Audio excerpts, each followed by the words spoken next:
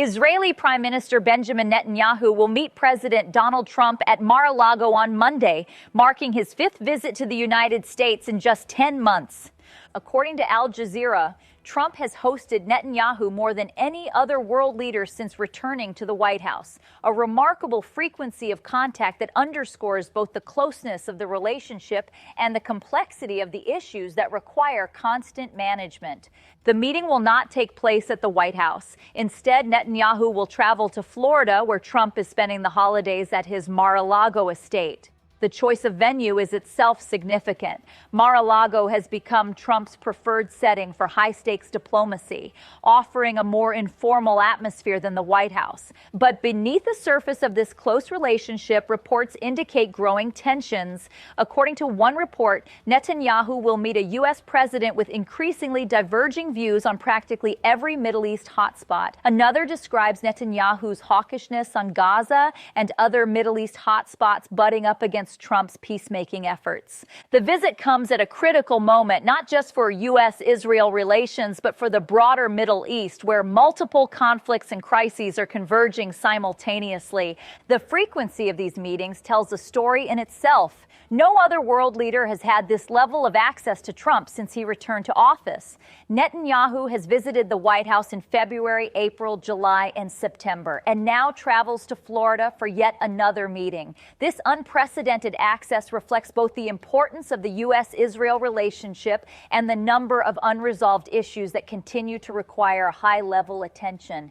Each visit has addressed urgent matters, but none has produced the kind of breakthrough that would allow the pace of diplomacy to slow down.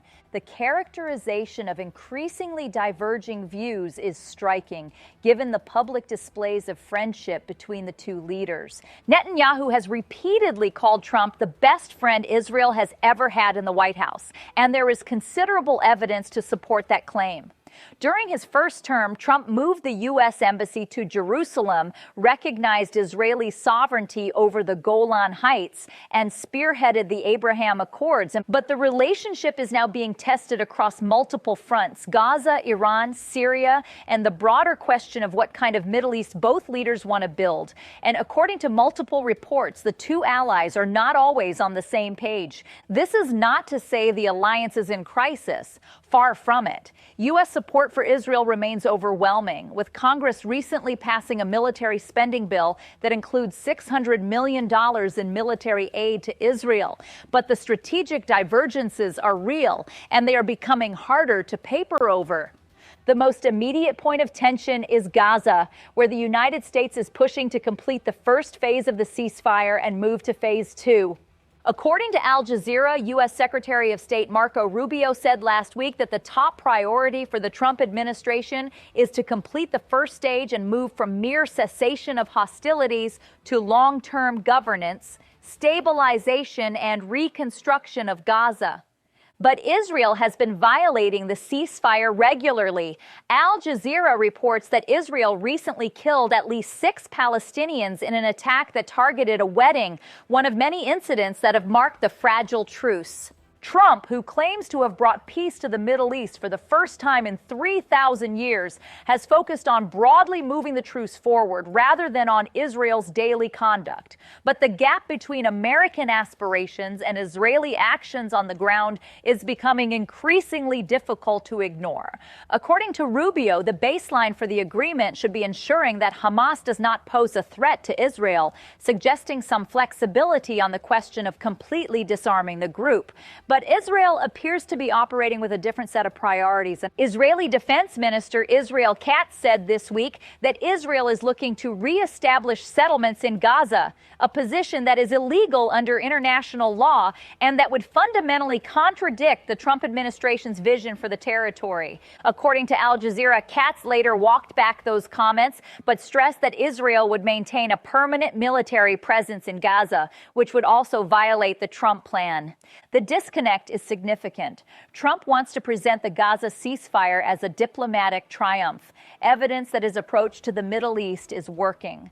Netanyahu, meanwhile, faces pressure from his right-wing coalition partners who oppose any further withdrawals and want to see Israel maintain control over the territory. According to Israeli sources cited by CNN, Netanyahu may seek approval for one more military operation inside Gaza before agreeing to advance the ceasefire, a final show of force to satisfy his coalition partners before making further concessions. Netanyahu's political situation helps explain his reluctance to move forward on Gaza at the pace Washington wants.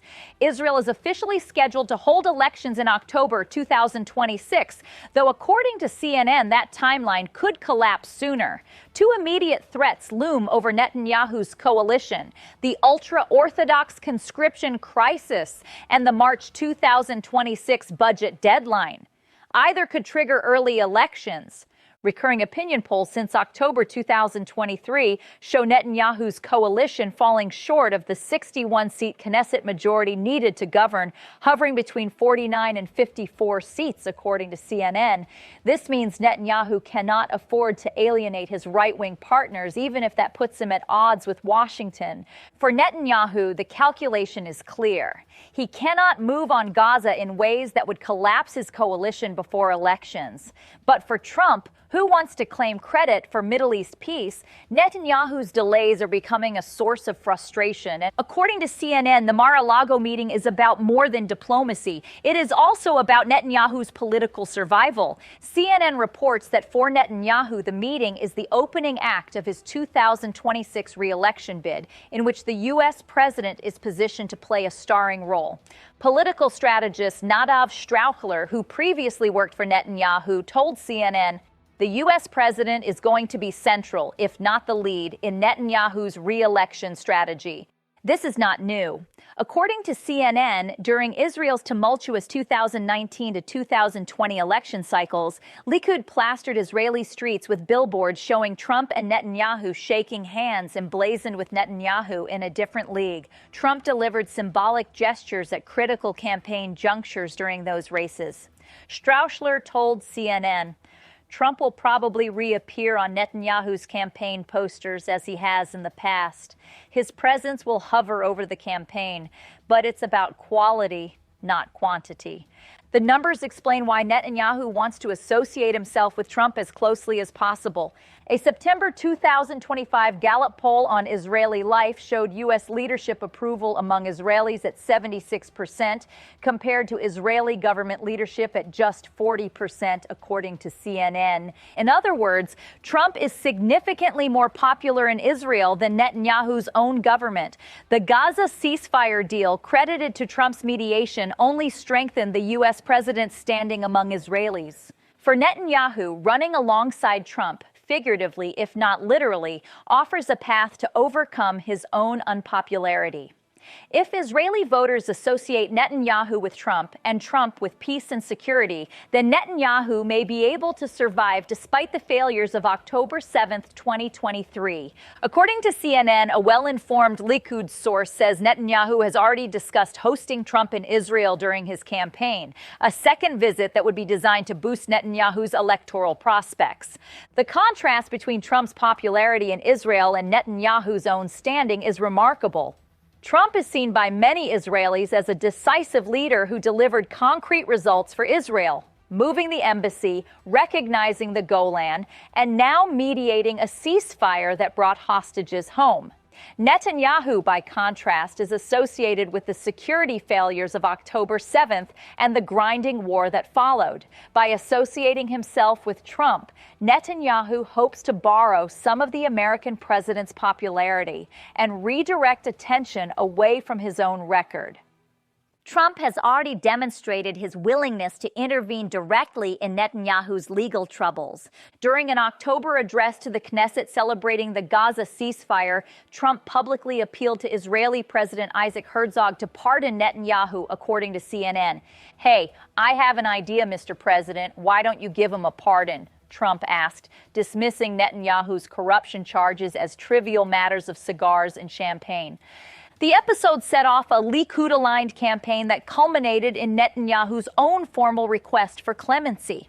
In a video accompanying his submission, Netanyahu referenced Trump's advocacy, asserting it would enable both leaders to promote vital interests during a time of fleeting opportunity, according to CNN. Strauchler identified that Knesset address as de facto the launch of his election campaign, managed by the best campaigner in the world, Donald Trump. According to CNN, Netanyahu's pitch to Israeli voters will focus on diplomatic spectacles, expanding the Abraham Accords, normalization with Saudi Arabia, and reshaping the Middle East. These goals are symbiotic with Trump's desire for a Nobel Peace Prize, which Jerusalem is actively promoting, according to CNN. Knesset Speaker Amir Ohana, a Netanyahu loyalist, recently teamed with U.S. House Speaker Mike Johnson to launch a global parliamentary initiative urging leaders worldwide to support Trump's nomination for the 2026 award. Strauchler told CNN, "The most important thing for Netanyahu is his legacy. His message will be that he has achieved much, but his mission isn't over. There's still the Iranian threat, and there are still peace deals to be made." The strategy is clever. By tying his own legacy to Trump's Nobel aspirations, Netanyahu creates a mutual interest in presenting their partnership as successful, regardless of the underlying realities. Yet Trump's vision of historic Middle East peace has not materialized and still faces significant obstacles, according to CNN. The Gaza ceasefire is fragile, with no international force materializing to govern Gaza, and prospects of Hamas disarming seem remote. Arab countries that were expected to rush into the Abraham Accords remain hesitant. Saudi normalization is still distant. The gap between the triumphant rhetoric and the messy reality is becoming harder to bridge. Trump has claimed to have brought peace to the Middle East for the first time in 3,000 years. But the region remains volatile, and the conflicts that predated Trump's return to office continue to simmer. For Netanyahu, this creates a challenge. He wants to present himself as Trump's partner in peace. But if that peace does not materialize, the political benefits may be limited. Netanyahu's visit comes amid louder alarm bells in Israel about Iran rebuilding its missile capacity after the 12-day war in June, according to Al Jazeera. NBC News reported last week that Netanyahu will brief Trump about more potential strikes against Iran.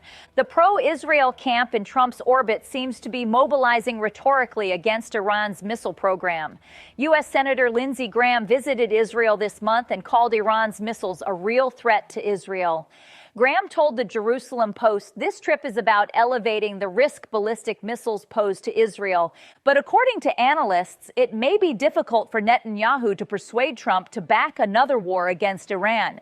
Trump is portraying himself as a peacemaker and is prioritizing a possible confrontation with Venezuela, according to the Center for International Policy. Sina Tusi, a senior fellow at the Center for International Policy, told Al Jazeera that pushing for more strikes against Iran could just as well backfire on Netanyahu.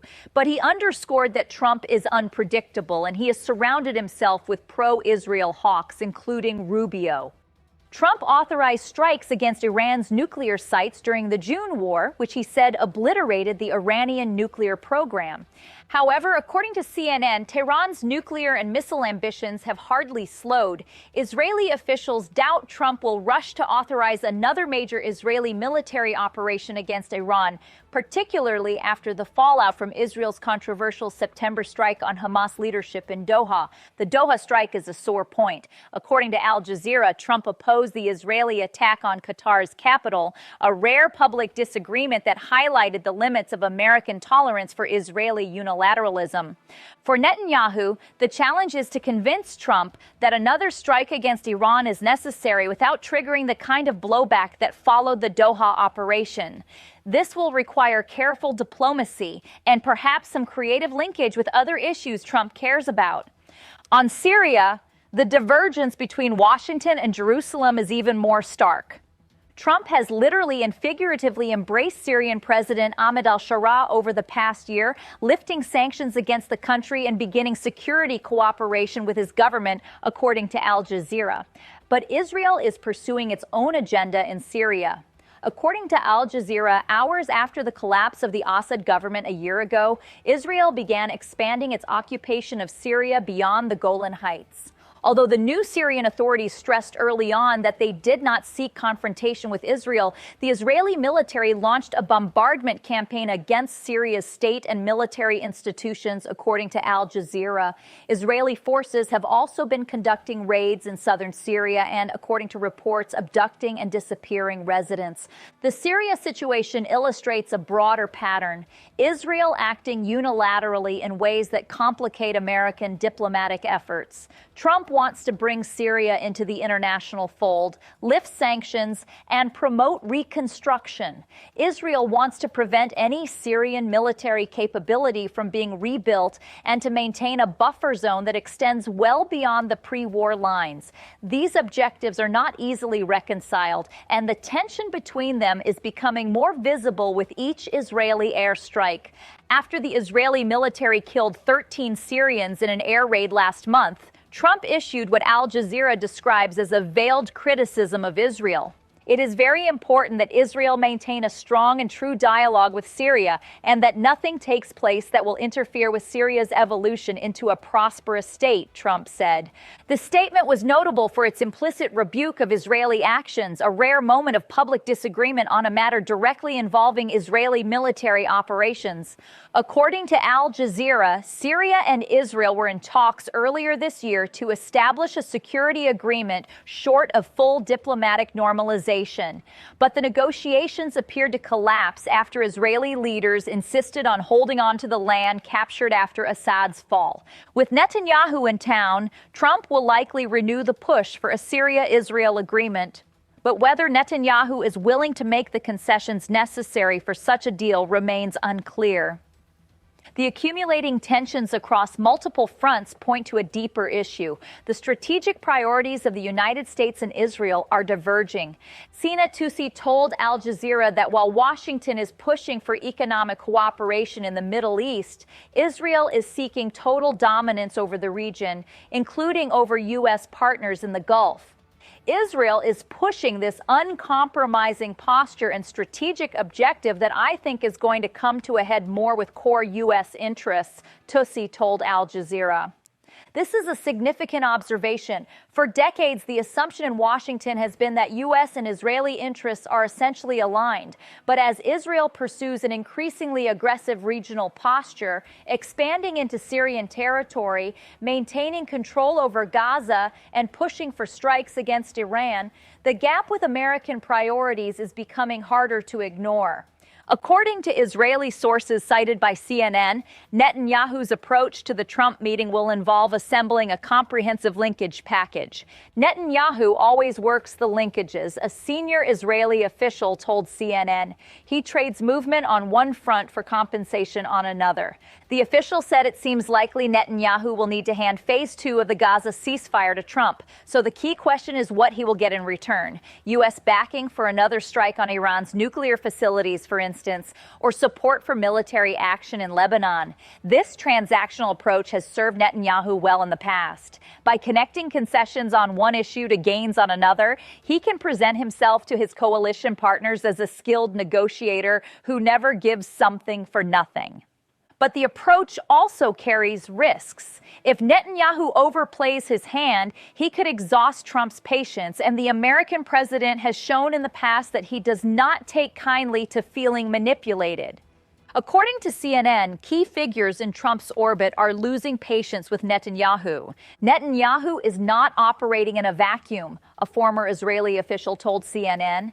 Jared Kushner and other key figures surrounding Trump, as well as Trump's Gulf allies and friends in Turkey and Qatar, are growing frustrated with Netanyahu's delays on the Gaza ceasefire plan and are wary of any maneuver that could derail broader regional stability. This is significant. Kushner was one of the architects of the Abraham Accords and remains influential in Trump's foreign policy thinking. If he and other key advisors are frustrated with Netanyahu, it could affect Trump's willingness to provide the Israeli prime minister with the political cover he seeks. The mention of Gulf allies Turkey and Qatar is also notable. These are countries that have their own relationships with the Trump administration and their own frustrations with Israeli actions. If they are pressing Trump to rein in Netanyahu, the Israeli prime minister may find his room for maneuver more limited than he expects. Despite the growing tensions, the Trump administration's support for Israel remains fundamentally intact. According to Al Jazeera, the administration has continued to avoid even verbal criticism of Israel's aggressive behavior in the region, including Gaza ceasefire violations and the expansion of illegal settlements in the West Bank. And White House Deputy Press Secretary Anna Kelly said in a statement cited by CNN, Israel has had no better friend in its history than President Trump. We continue to work closely with our ally Israel to successfully implement the president's 20-point plan for peace and strengthen regional security in the Middle East, Kelly said. As he has repeatedly stated in his first and second terms, the president is committed to ensuring Iran never obtains a nuclear weapon. The statement reflects the official position, unwavering support for Israel, regardless of whatever private frustrations may exist. At a White House Hanukkah celebration on December 16th, Trump demonstrated his continued commitment to defending Israel, while also revealing the pressures he faces. According to Al Jazeera, Trump bemoaned the growing skepticism of unconditional support for Israel in Congress, falsely likening it to anti-Semitism. If you go back 10, 12, 15 years ago at the most, the strongest lobby in Washington was the Jewish lobby. It was Israel. That's no longer true, Trump said. You have to be very careful. You have a Congress in particular which is becoming anti-Semitic. The comments reflect Trump's awareness of shifting political currents, even as he dismisses those shifts as illegitimate. The characterization of skepticism toward Israel as anti-Semitism is itself controversial, but it reflects the strategy the administration has adopted to marginalize critics. The big question is whether Trump's support will be enough to secure Netanyahu's re-election. According to CNN, in past races, Trump's interventions helped Netanyahu avoid defeat, but never secured a decisive victory. Between 2019 and 2021, Netanyahu failed to form a stable coalition, eventually triggering 5 elections in 4 years. Trump remains probably the most powerful card in Netanyahu's political deck, CNN notes, but as close history shows, that may not be enough to grant him a winning hand. The observation is important. Trump's support is valuable, but it is not a guarantee of electoral success. Netanyahu still needs to address the failures of October 7th, 2023, and polls suggest Israeli voters have not forgotten. For Netanyahu, the Mar-a-Lago meeting is an opportunity to reset the narrative, associate himself with American power, and position himself for the campaign ahead. Whether it will be enough remains to be seen. The historical pattern is worth noting. Trump's support has helped Netanyahu survive politically, but it has never delivered a decisive mandate. Netanyahu's coalition remains fragile, his poll numbers remain weak, and his legal troubles remain unresolved. Trump can provide attention and symbolic support, but he cannot vote in Israeli elections.